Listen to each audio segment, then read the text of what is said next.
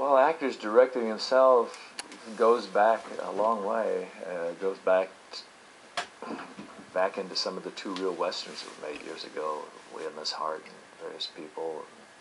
I think then, of course, Orson Welles made a big impact with his Citizen Kane. A lot of people up through the years have done it, and some people quite successfully and some not. The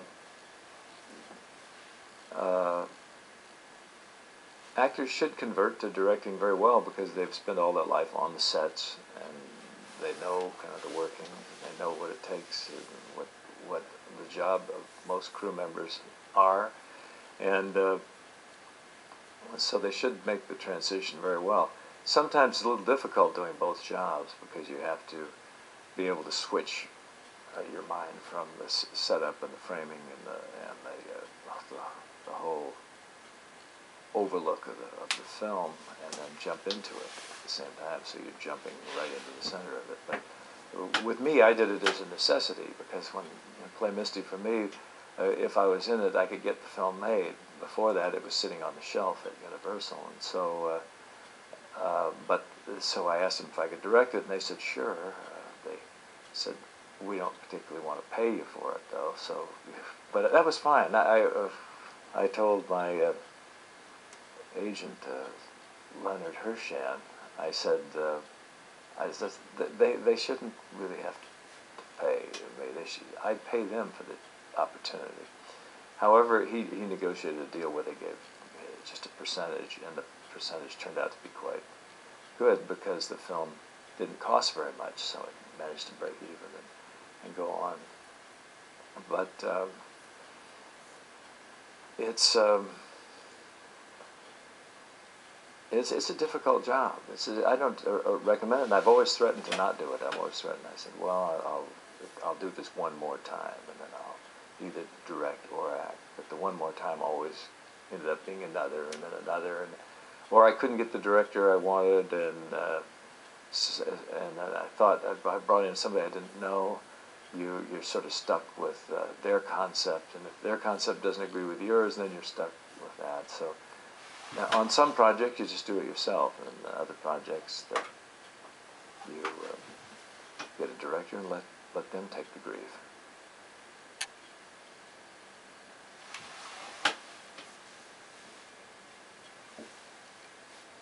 People still now, once in a while, people say, "Wait, why don't you do another Dirty Harry?" But wait a second now, he's a different guy, and what would I be doing? Would I be out there fly fishing or something like that? And then some case comes along, he's retired from the force, of course, long retired, and get in some incident. I guess that could be feasible, but I don't see it. And I've never had a writer come up with an idea that was at least a bit provocative, and sometimes it's best to leave a good thing alone. Sometimes you relate back and say, well, that was enough of that.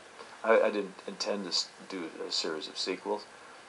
When I did Every Which Way But Loose years later, I never intended to do a sequel to that. And when I did Fistful of Dollars, I never intended to do sequels to that, but they just kind of came about. But at the stage I am now, and the type of things I've been doing in the last decade or so, other than doing a genre repeat, such as Unforgiven, where you revisit a genre that you've had some success with, I don't necessarily like to go back to the same characters anymore.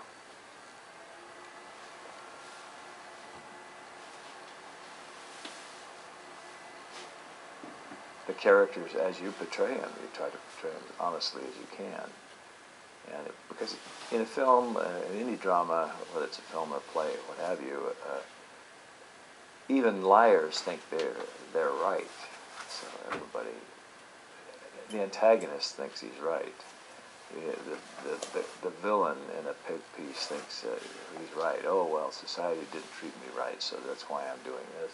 That's the way it is in real life. It's just people do that. It's much akin to, we see it happening all the time now, because we live in this era of blaming everybody for everything, and that kind of goes along with that. It's like if a bartender's working for you and he steals from the employer, it's, oh, well, I bring a lot of people in here. I'm important to the business.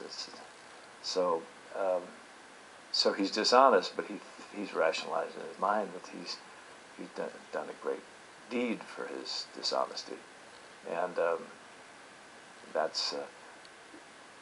that kind of goes about with any story. You approach a story much like real life. You try to tell it whether you're playing whoever you're playing in it. You try to make him as honest a character, as real life a character as possible.